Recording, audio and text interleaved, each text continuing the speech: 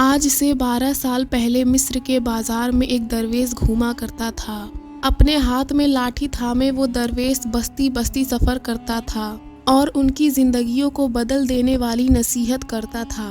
اپنے ایک سفر کے دوران وہ ایک ایسی بستی میں جا پہنچا جہاں کے لوگ لالچ اور غم کی زنجیروں میں جکڑے ہوئے تھے۔ ان کے چہروں پر مایوسی کے سائے تھے۔ درویش نے جب ان کی یہ حالت دیکھی تو بستی کے ایک قریب جنگل میں اپنا ٹھکانہ بنا لیا۔ اس نے فیصلہ کیا کہ وہ لوگوں کے دکھ دور کرنے کے لیے خوشیوں کی ایک دکان کھولے گا۔ جب اس نے بازار کے بیچ اپنے خوشیوں کی دکان کھولی تو کوئی بھی گاہک اس درویش کے پاس نہ آیا۔ ہر شخص یہی سمجھتا تھا کہ اس کی مشکل کا کوئی حل نہیں ہے اور وہ غم کے دائرے سے کبھی باہر نہیں نکل سکتا۔ ایک شام درویش اپنی دکان کے سامنے کھڑا ہوا تھا اور اونچی آواز میں کہنے لگا، اللہ کے بندے یہاں آؤ، وہ لوگ جو خود کو بدقسمت سمجھتے ہو، بغیر کسی قیمت کی اپنی خوشی خرید لو۔ اگر اللہ ایک دروازے بند کرے تو 1000 دروازے کھول دیتا ہے۔ آزما کر دیکھو، تمہارا کچھ نہیں جائے گا۔ درویش کی یہ باتیں سن کر 7 ایسے آدمی جو مشکلات میں گھرے ہوئے تھے دکان کی طرف بڑھنے لگے۔ ان میں سے ہر ایک کو یہی لگا کہ اس کی مشکل سب سے بڑی ہے اور وہ دنیا کا بدقسمت انسان ہے۔ درویش نے ان 7 آدمیوں کو دکان کے اندر خوشامدید کہا اور دروازہ بند کر دیا۔ اس نے ہر ایک سے کہا کہ اپنی مشکل بیان کریں اور باقی لوگ خاموشی سے اس کی بات سنیں۔ پہلے آدمی نے اپنی کہانی شروع کی، میری مشکل میری ناسمجھ بیوی ہے۔ میں نے ایک ایسی عورت سے شادی کی ہے جو کبھی کوئی کام ٹھیک سے نہیں کرتی۔ وہ کھانا جلا دیتی ہے، دودھ گرا دیتی ہے، گھر کا سارا سامان توڑ دیتی ہے اور میرے من پسند پرندوں کے پنجرے کا دروازہ کھلا چھوڑ دیتی ہے۔ جب میں اس پر غصہ کروں تو وہ ہر بار روتی اور معافی مانگتی ہے اور وعدہ کرتی ہے کہ آئندہ ایسا نہیں ہوگا۔ اس کے آنسو دیکھ کر میرا دل پسیج جاتا ہے اور میں اسے معاف کر دیتا ہوں، لیکن یہ سلسلہ کبھی رکتا نہیں۔ کچھ دن پہلے میں نے اسے عید کے لیے پیسے دیے تاکہ کپڑے اور کھانے پینے کا سامان خرید سکے۔ میں گھر پر موجود نہ تھا کہ اسی دوران پرانے برتن بیچنے والا آدمی آیا اور اس نے اپنا نام عید بتایا، جس پر میری بیوی نے کہا کہ میرے شوہر نے تمہارے لیے کچھ پیسے بچا رکھے ہیں۔ میری کم عقل بیوی نے وہ سارے پیسے اٹھا کر اس عید نامی شخص کو دے دیے اور اس سے پرانے برتن خرید لیے۔ میں اب اپنا صبر کھو بیٹھا ہوں۔ میں اسے طلاق بھی نہیں دے سکتا کیونکہ اس کا میرے سوا کوئی اپنا نہیں۔ مجھے سمجھ نہیں آتا میں کروں تو کیا کروں۔ اس آدمی کی بات سننے کے بعد درویش نے دوسرے آدمی کی طرف اشارہ کرتے ہوئے کہا، چلیے اب آپ اپنی پریشانی بیان کریے۔ دوسرے شخص نے تھوڑا جھجکتے ہوئے کہا، لوگوں کے پاس ایک مصیبتیں ہوتی ہے، میرے پاس 4 مصیبتیں ہیں۔ میری 4 بیٹیاں ہیں۔ میری بیوی چوتھی بیٹی کی پیدائش کے وقت وفات پا گئی اور میرے لیے یہ 4 مصیبتیں چھوڑ گئی۔ میرا بھائی جو 3 بیٹوں کا باپ ہے مجھے کہتا ہے کہ تم ایک نہیں 4 بیٹیوں کے باپ ہو، تمہاری زندگی مشکل میں گزرے گی۔ اب میرے پاس والد کی وراثت میں ایک چھوٹا سا کھیت ہے اور مجھے اس کھیتی باڑی کے لیے ایک بیٹا چاہیے، لیکن میں اس دنیا میں اکیلا اور بے یار و مددگار ہوں۔ اب آپ بتائیں میں دکھی نہ رہوں تو کیا کروں؟ باپ کا سہارا تو بن نہیں سکتی، الٹا مجھ پر بوجھ بنی بیٹھی ہیں۔ اس کی باتیں سننے کے بعد درویش نے نہایت دکھی انداز میں اپنا سر ہلایا اور تیسرے شخص کی طرف اشارہ کرتے ہوئے کہا، آپ کو اس عمر میں کیا دکھ ہے؟ تیسرا آدمی جو عمر میں زیادہ تھا کہنے لگا، میری مصیبت میرے اندر کا لالچ اور حسد ہے۔ میں اللہ کا سب سے زیادہ پریشان بندہ ہوں۔ میرا کام دوسروں کی چیزوں کو دیکھ کر جلن محسوس کرنا ہے۔ میں اس وقت تک خوش نہیں ہوتا جب تک کسی کے نقصان کی خبر نہ سنوں۔ مجھ سے کسی کی خوشی برداشت نہیں ہوتی۔ میں نے کئی بار اس سے چھٹکارا حاصل کرنے کی کوشش کی لیکن ہر مرتبہ ناکام رہا اور اب میں اکیلا اور افسردہ ہوں۔ اللہ نے مجھے مال دیا ہے لیکن میں خوشی محسوس نہیں کرتا۔ اگر آپ آ کر دیکھیں تو میرا گھر نہیں محل ہے لیکن بالکل ویران ہے اور لوگ مجھ سے دور بھاگتے ہیں۔ جب اس کی بات مکمل ہوئی تو چوتھے شخص نے کہا، میری کہانی بچپن سے شروع ہوتی ہے۔ ہم 2 بھائی ہیں۔ میرا بڑا بھائی ہوشیار اور شاگرد تھا اور زیادہ پڑھنے اور مطالعہ کرنے کا شوق رکھتا تھا، جبکہ میں ہر وقت کھیل کود میں مصروف رہتا۔ میرا بھائی جسامت میں کمزور جبکہ میں بہت طاقتور تھا اور مجھے اپنے قوی جسم پر بڑا ناز تھا۔ میں نے تعلیم کو نظر انداز کیا اور آسان راستہ اپنایا۔ میں نے اپنی جسمانی قوت اور مضبوط جسمانی بناوٹ کا استعمال کیا اور پیسہ جمع کرنے لگا۔ میں طاقتور لوگوں سے لڑتا اور ہمیشہ جیت جاتا۔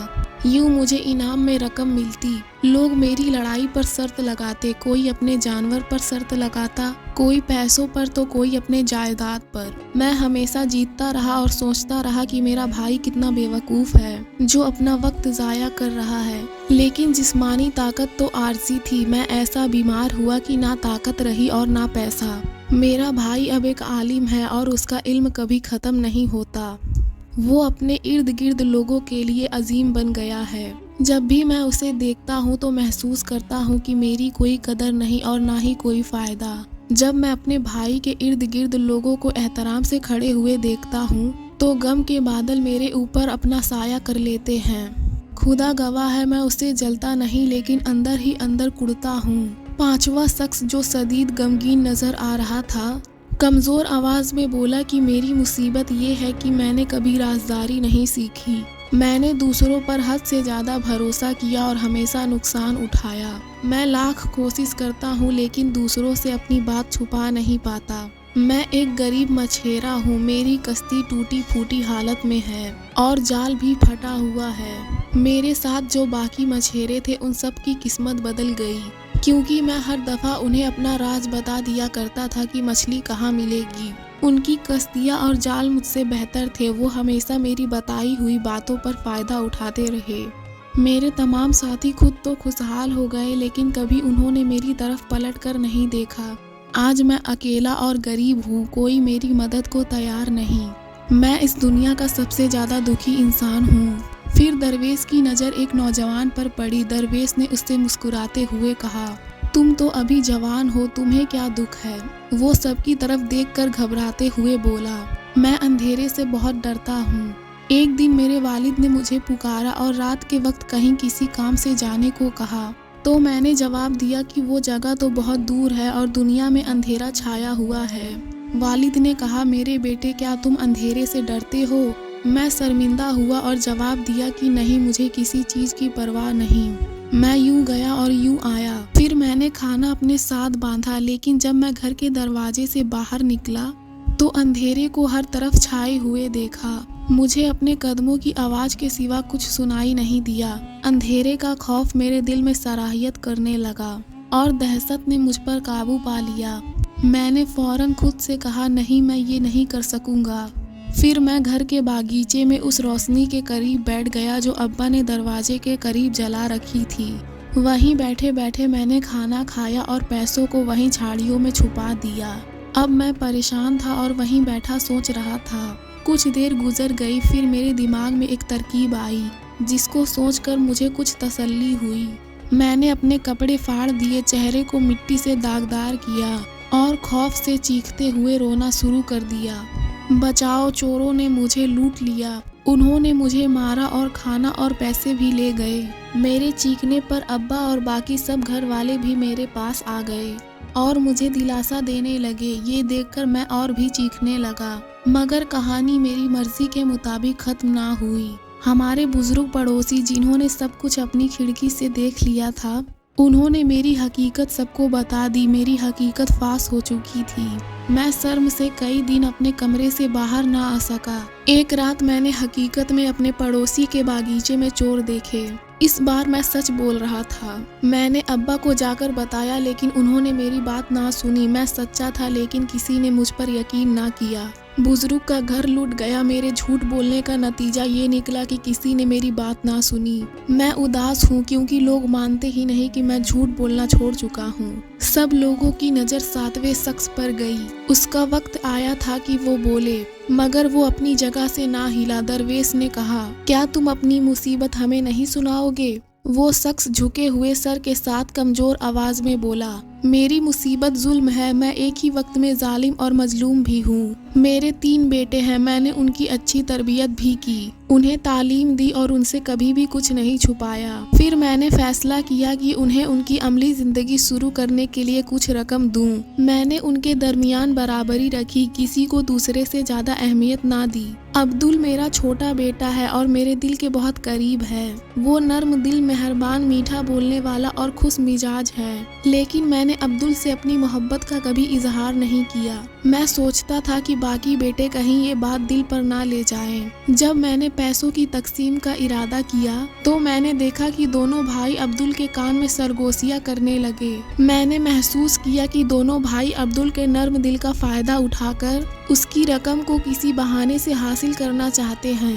پھر میں نے فیصلہ کیا کہ میں عبدل کے سوا باقی سب کو ان کا حصہ دے دوں گا، جبکہ عبدل کو یہ کہہ کر اس کا حصہ نہیں دوں گا کہ وہ ابھی چھوٹا ہے اور میں اس کی رقم محفوظ رکھنا چاہتا ہوں۔ میرے اس فیصلے سے عبدل بہت ناراض ہوا اور کئی بار مجھے اس فیصلے سے روکنے کی کوشش کی تاکہ اسے بھی اپنے بھائیوں کی طرح اس کا حصہ مل جائے، مگر میں نے سختی سے منع کر دیا۔ اس پر وہ خفا ہو گیا اور دور کسی دوسرے علاقے میں چلا گیا تاکہ اپنی زندگی کا سفر اکیلے شروع کر سکے۔ مجھے عبدل کی دوری بہت تکلیف دیتی ہے کیونکہ وہ میرے دل کے بہت قریب تھا۔ میں نے کیا غلط کیا؟ میں نے تو انصاف کرنے اور ہر ایک کو اس کا حق دینے کی کوشش کی۔ میں خود کو مظلوم محسوس کرتا ہوں، لیکن دنیا کی نظر میں ایک ظالم ہوں جس نے اپنے بیٹے کو اس کا حق نہیں دیا۔ میں اپنے بیٹے کی دوری میں بہت تڑپتا ہوں اور اس کی خیریت جاننے کے لیے بے چین ہوں۔ میں نے جو کیا اس پر مجھے پچھتاوا ہے۔ کئی بار میں نے لوگوں اور اپنے دونوں بیٹوں کے سامنے سچ بولنے کا ارادہ کیا تاکہ اپنی نیت کو صاف کر سکوں، مگر مجھے اپنے بیٹوں میں دشمنی پیدا ہونے کا ڈر تھا۔ اپنی کہانی سنانے کے بعد وہ شخص پھوٹ پھوٹ کر رونے لگا۔ جب ان ساتوں نے اپنی دکھ کی کہانی بیان کر لی تو درویش کہنے لگا، تم میں سے ہر ایک نے کہا کہ اس کی مصیبت اور دکھ سب سے بڑا ہے۔ کیا تم میں سے کوئی اپنی مصیبت کو کسی اور کی مصیبت سے بدلنا چاہے گا؟ وہ سب حیرانی کے ساتھ ایک دوسرے کو دیکھنے لگے۔ پھر پہلے شخص نے کہا، نا سمجھ بیوی حسد کی بیماری سے بہتر ہے۔ دوسرے نے کہا، بیٹیاں تو ان بیٹوں سے زیادہ فائدہ مند ثابت ہو سکتی ہیں جو اپنے سگے بھائی کو دھوکہ دینا چاہے۔ پھر تیسرے نے کہا، مجھے لوگوں سے حسد ہے، لیکن میرے پاس اتنا علم ہے جو میری پوری زندگی کے لیے کافی ہے۔ چوتھے شخص نے کہا، میں جاہل ہو سکتا ہوں لیکن جھوٹا اور فریب دینے والا نہیں بننا چاہتا۔ اسی طرح پانچویں شخص نے کہا، میں اپنے راز نہیں چھپا سکتا لیکن میرا جسم توانا ہے، بری صحت سے تو یہ بہتر ہے۔ نوجوان لڑکے نے کہا، میں نے بہت جھوٹ بولے ہوں گے لیکن میں راز کو محفوظ رکھنا جانتا ہوں۔ ساتویں شخص نے کہا، میں نے اپنے بیٹے پر ظلم کیا لیکن میں اس کی بہتری چاہتا تھا، میرا ضمیر مطمئن ہے، میں ان میں سے کسی کی مصیبت کو اپنی مصیبت سے بدلنا نہیں چاہتا۔ پھر سب نے اپنی مصیبت کو اپنے پاس ہی رکھا اور دوسروں کی مصیبت کے ساتھ اپنی مصیبت کو تبدیل نہ کیا۔ سب نے یہی فیصلہ کیا کہ وہ اپنی اپنی مصیبت کو قبول کریں گے اور حقیقت کا سامنا کرتے ہوئے اسے رب کی رضا سمجھ کر آگے بڑھیں گے۔ پھر درویش نے پہلے شخص کی طرف دیکھتے ہوئے کہا، صبر ہر بیماری کا بہترین علاج ہے۔ اگر تم صبر کر سکتے ہو تو خوشی خود تمہارے دروازے پر دستک دے گی۔ اگر تمہاری بیوی میں سحور اور حکمت کی کمی ہے تو یقیناً اس میں کچھ اچھائی بھی ہوگی۔ ان خوبیوں کو تلاش کرو اور صبر اور محبت کے ساتھ زندگی گزارو۔ پھر درویش نے دوسرے شخص سے کہا، اللہ کا شکر ادا کرو کہ اس نے تمہیں اولاد دی ہے۔ ان سے پوچھو جو بے اولاد ہیں، بیٹیاں بیٹوں سے کم نہیں ہوتی، اگر تم ان کو پیار کرو اور ان کو حوصلہ دو تو وہ بیٹوں سے بڑھ کر تمہاری کھیتی پر کام کریں گی۔ وہ تمہارے لیے مصیبت نہیں بلکہ تمہاری طاقت بن سکتی ہیں۔ حسد کرنے والے بزرگ کو درویش نے ایک حدیث سنائی، تم میں سے کوئی شخص اس وقت تک کامل مومن نہیں ہو سکتا جب تک وہ اپنے بھائی کے لیے بھی وہی پسند کرے جو اپنے لیے کرتا ہے۔ اے بزرگوار، دوسروں سے محبت کرو، اپنے مال سے ان کی مدد کرو، لوگوں کے لیے وہی چاہو جو تم اپنے لیے چاہتے ہو، پھر تمہاری زندگی بدل جائے گی۔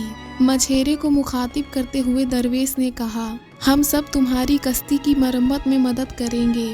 یہ بزرگ جن کے پاس مال تو ہے لیکن کوئی ان کے پاس نہیں، یہ تمہاری مالی مدد کریں گے، تم دونوں کو اس سے خوشی ملے گی۔ تم دوبارہ مچھلی پکڑنا شروع کرو گے اور زندگی کی لذت اور محنت کی قدر کو دوبارہ محسوس کرو گے۔ پھر تینوں بیٹوں کے باپ کو درویش نے کہا کہ تم نہ تو ظالم ہو اور نہ ہی مظلوم، تم نے اپنی سمجھ کے مطابق بہتر فیصلہ کرنے کی کوشش کی۔ تم اپنے باقی بیٹوں کو حقیقت سے آگاہ کرو اور ان سے بدگمانی مت رکھو۔